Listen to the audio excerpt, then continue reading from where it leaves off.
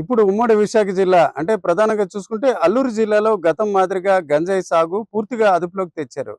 ప్రభుత్వం ఏ రకంగా ఉన్నప్పుడు కూడా ప్రజలు మాత్రం గంజాయి సాగు వలన నష్టం జరుగుతుందని గుర్తించడంతో పూర్తిగా ఆగిపోయింది. అయితే ఆ ప్రాంతంలో అంటే అల్లూరు జిల్లాలో 11 మండలాల్లోని ప్రధానంగా చూసుకుంటే గతంలో పెదబయలు, ముంచుంకుటు,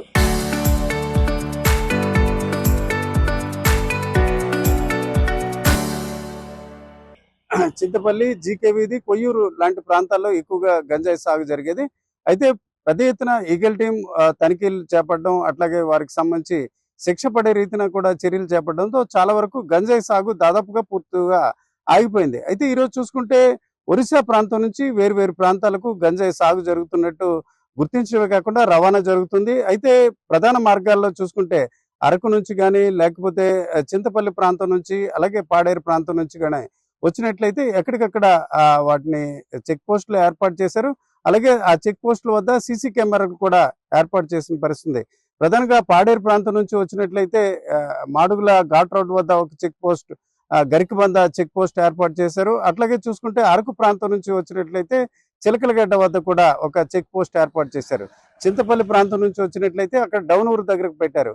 అయితే ఈ ప్రధాన మార్గాల్లో పోలీసుల తనిఖీలు పెరగడంతో మారుమూల ప్రాంతాలు ఇప్పుడు నేను దేవరాపల్లి మండలంలో ఉన్నాం. ఇది దేవరాపల్లి మండలం అయినప్పుడు కూడా ఈ మండలానికి మనకి ఎదురుగా చూస్తున్న కొండల నుంచి చూస్తే కొంత దూరం వెళ్ళినట్లయితే ఒరిస్సాకి వెళ్ళొచ్చు. ఇక్కడ చూసుకుంటే అనంతగిరి మండలానికి కొంత అడ్డదారిలో వెళ్ళినట్లయితే ఉక్కుంపేట వెళ్ళొచ్చు. ఉక్కుంపేటకి పక్కన ఉంటే పెదబయలుకు వెళ్ళొచ్చు. ఆ పెదబయలుకి అవతల వైపు వెళ్ళినట్లయితే ఒరిస్సా ప్రాంతానికి దగ్గర ఒక రకంగా కొరాపుట్ అలాగే మల్కన్గిరి జిల్లాలో చూసుకుంటే ఇంకా గంజాయి సాగు జరుగుతుంది.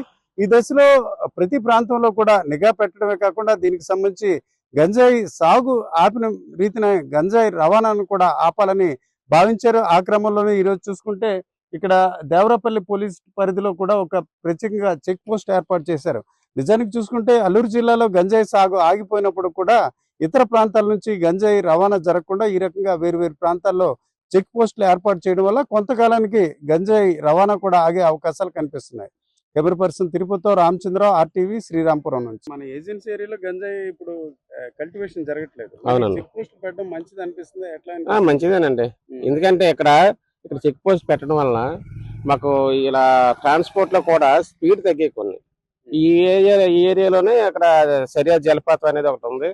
అక్కడ నుంచి వైజాగ్ నుంచి రావడం, ప్రయాణికులు రావడం, ఇక అంతా రైతు వారి కుటుంబం దేవరపల్లి మండలం కానీ మేము కానీ అంతా కూడా లోకల్ గా ఉండి కూడా ఇక్కడ ఏమున్నదంటే అక్కడ స్పీడ్ తగ్గిందండి. ఆ కుర్రోళ్ళు గవర్నమెంట్ చెప్తుంది. కొంతవరకు ఈ రకంగా జరగడం వల్ల గంజాయి ప్రస్తుతం బాగానే ఉందండి. అలాంటిది ఏం లేకుండా అయితే ఈ మధ్య అయితే అలాంటి లేవు. అంటే ఈ చెక్ పోస్ట్ పెట్టవాలి ఎవరికైనా భయం ఉంటుంది. మరి ఎక్కడో మరి ఇతర ప్రాంతాల నుంచి ఇప్పుడు చెక్ పోస్ట్ ద్వారా చేసేవాడు చెక్ పోస్ట్ ద్వారా వస్తారు అనుకోలేము మనం.